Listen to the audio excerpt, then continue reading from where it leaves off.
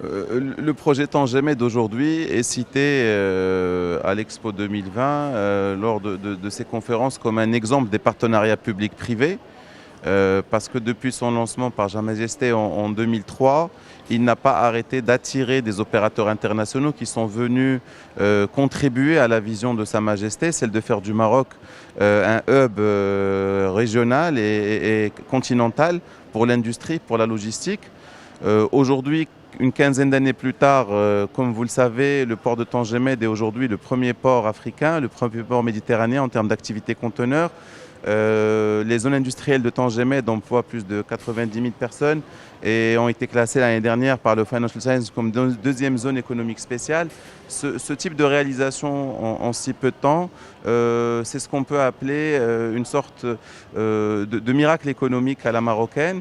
Nous sommes interpellés par nos partenaires et par nos amis de la région sur les raisons clés de ce succès. Pour nous, ce succès est d'abord un succès collectif de l'agence publique Tangemed, mais aussi de tous nos partenaires publics et privés.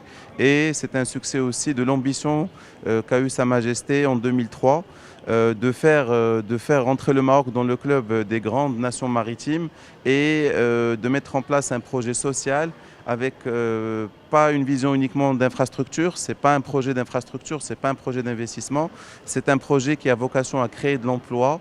Et on est fiers aujourd'hui de savoir que dans les zones, par exemple, de Tangemed, plus de 90 000 emplois directs ont été créés et que les objectifs qui nous sont fixés porteraient ce nombre d'emplois à plus de 150 000 emplois d'ici à 2025.